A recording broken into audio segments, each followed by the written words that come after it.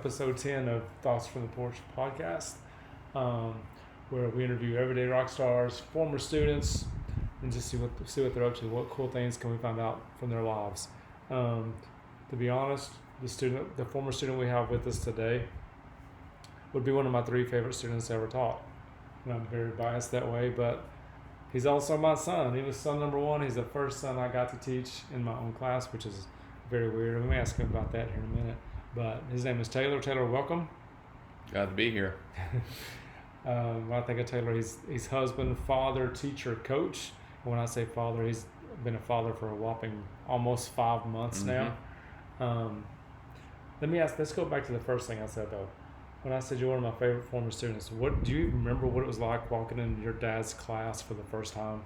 It was weird because it was first period. It was first period freshman year at a new school, transferred from Maryville to Alcoa, and I walk in and boom, and it was back in the lights off overhead projector days, and it was not easy either. It was honors algebra 2, first thing in the morning, freshman year. It was hard, but I just never knew. I never knew I couldn't say dad in front of.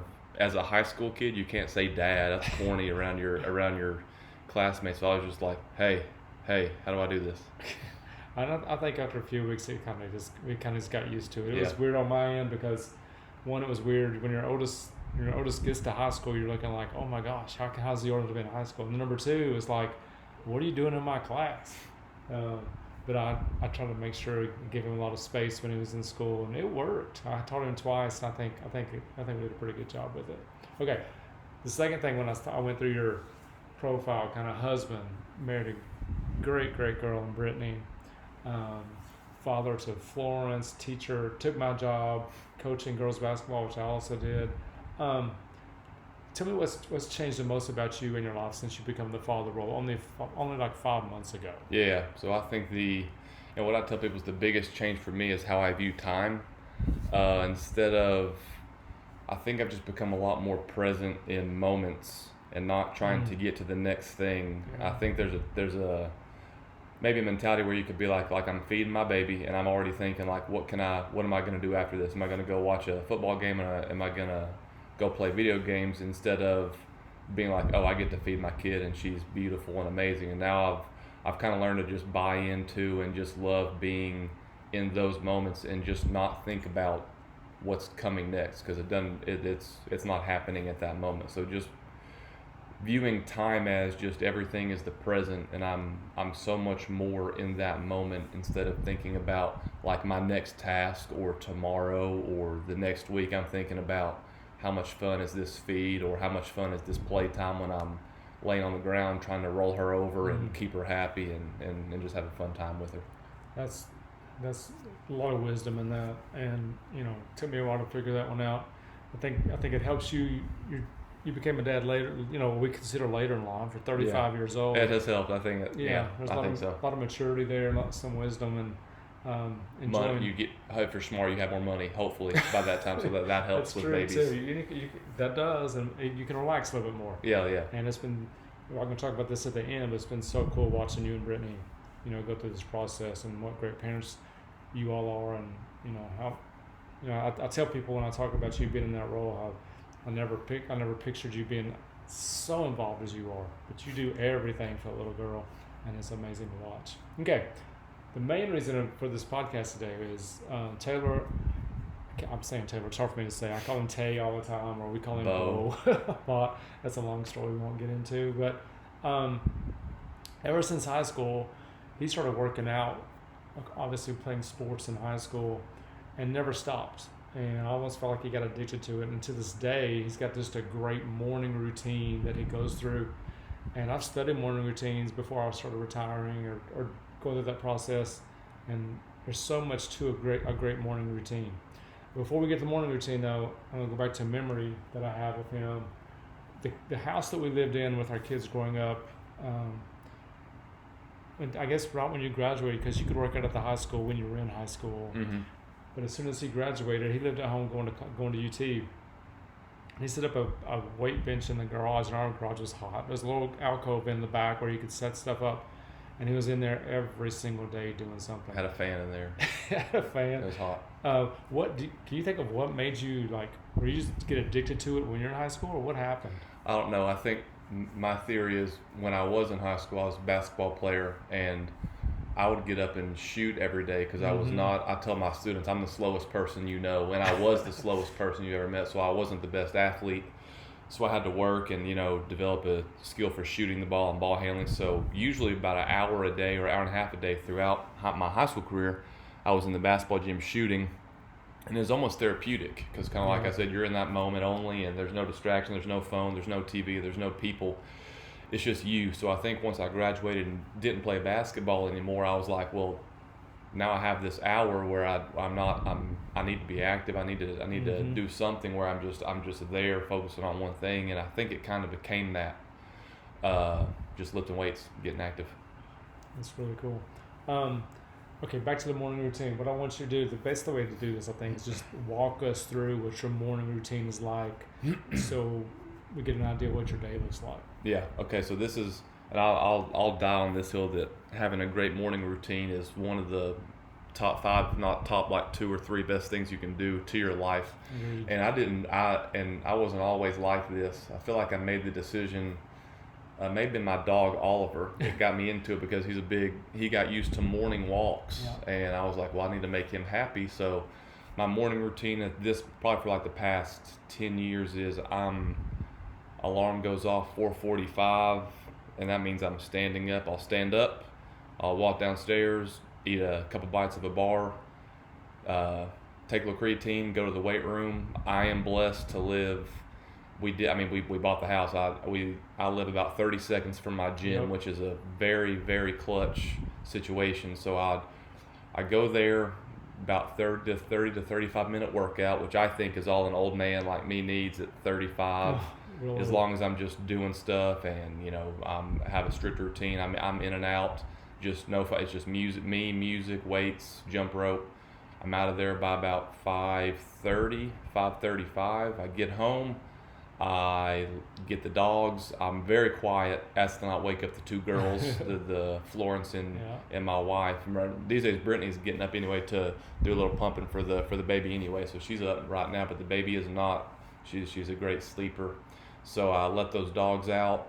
They eat, and then I go on a dog walk with headphones, my iPod Classic, and that's a walk from about 5:55 to 6:20 a.m. And I think walking's a whole other episode. Me and Mike Brown could do probably on just what that can do for human beings mentally and physically, I think. But I do that dog walk. I'm done with that dog walk at 6:20. Then I'm back in the house, kind of get ready for work, shower, get clothed, and then by then it's about 6:35, 6:40, and then I'm reading a book, whatever I'm reading at the moment. Shout out Parker Brown right now for giving me a really cool sci-fi series just to jump into. And then at 7 o'clock I go and I wake up my lovely daughter, and she's usually a happy wake up person right now. She's smiling when she wakes up. Probably won't be like that when she's a teenage girl here in a few years, but right now she's still happily waking up. So, and this is all done before 7 a.m. So I'm lifted weights, read a book, walked the dogs, probably listened to a good album that I like while I'm walking them, watching the sunrise, seeing the fog, if it's foggy, looking at some mist. I'm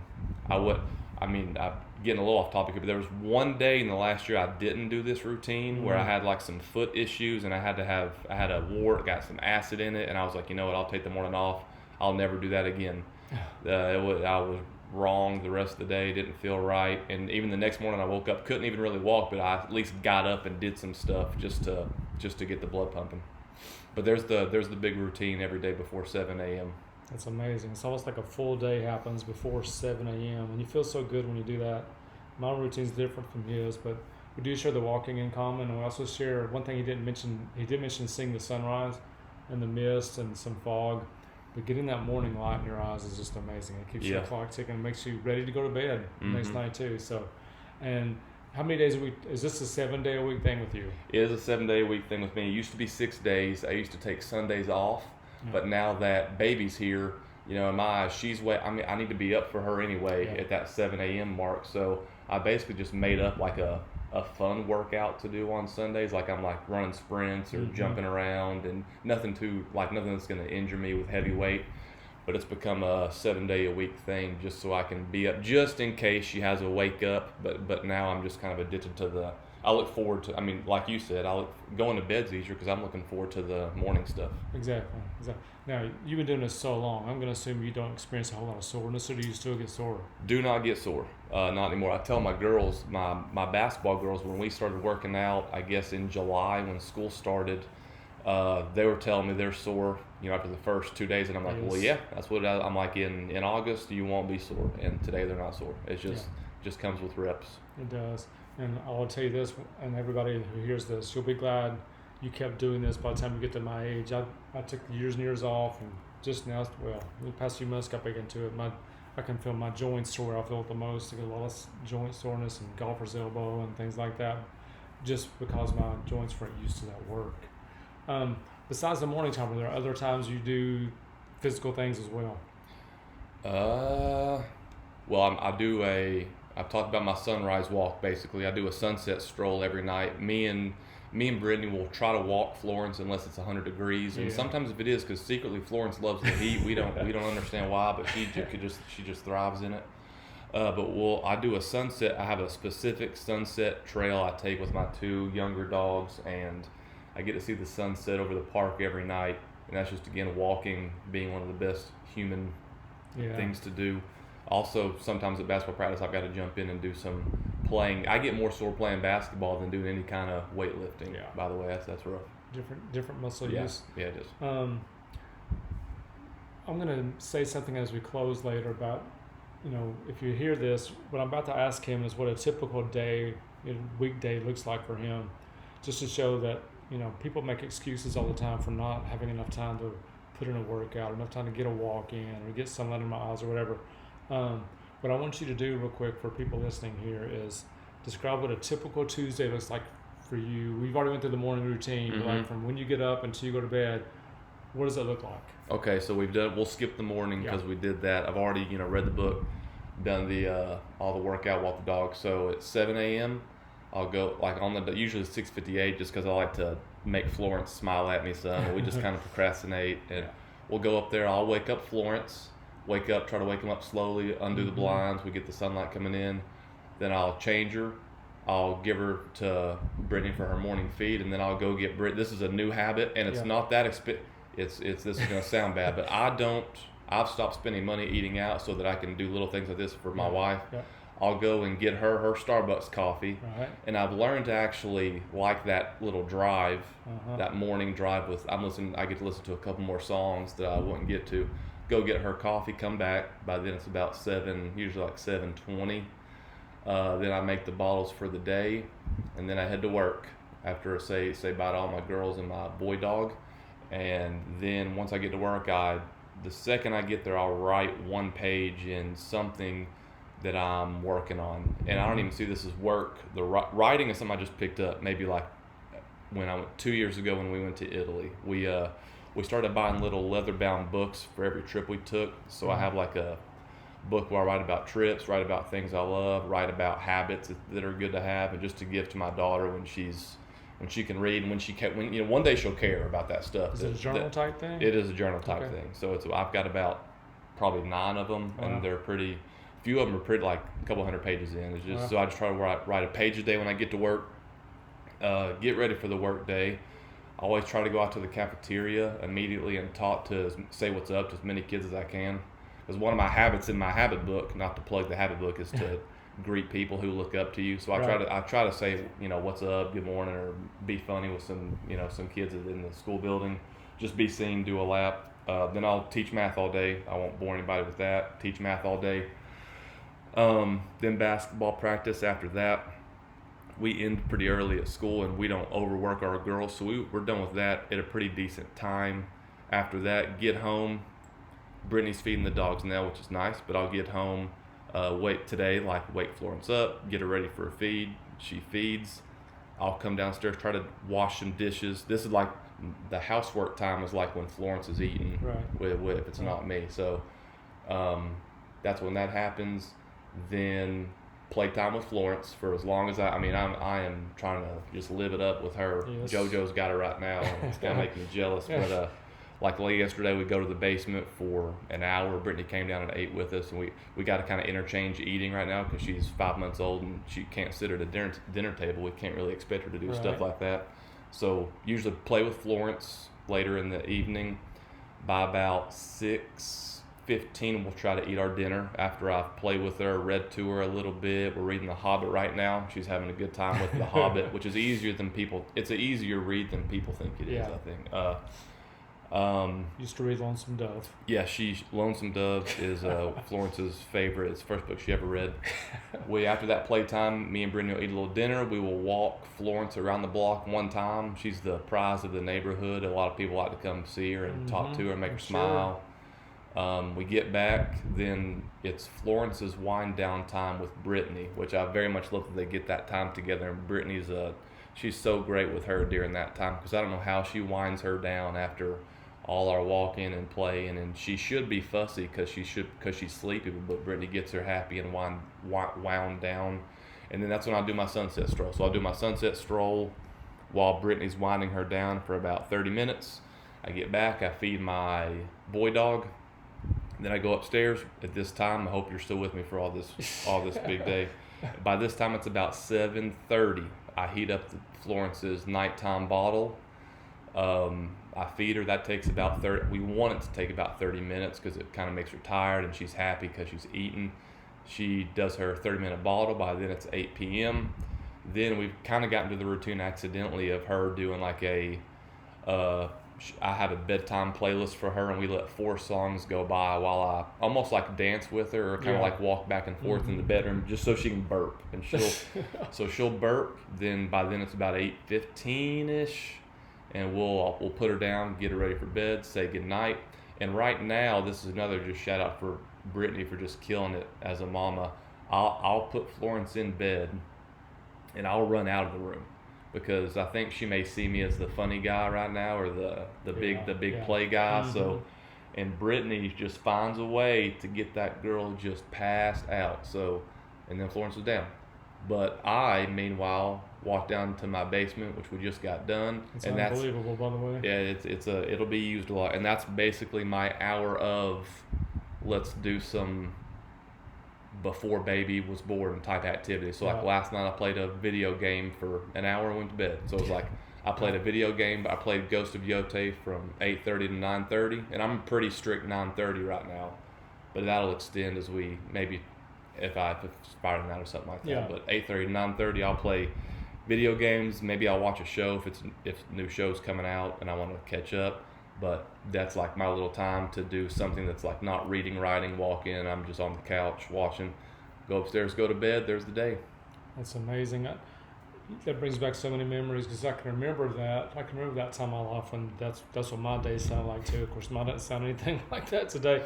And there's a reason, I tell everybody all the time, there's a reason God gives babies to 20s and 30s and not 50s and 60s. Even though we love taking care of Flo a couple days a week. And, but it wears on you. It's exhausting. It is. I mean, we talk about how like the baby's the real work. Like, Brittany will be like, hey, will you go do these dishes? And I'm like, of course I'll do that. That's not even real work. I'll do the dishes. Like the baby is the real work. But it's got to be done. Oh, yeah. And it's fun. It's fun. I mean, it's exhausting, but it's the funnest thing you've ever done. It is.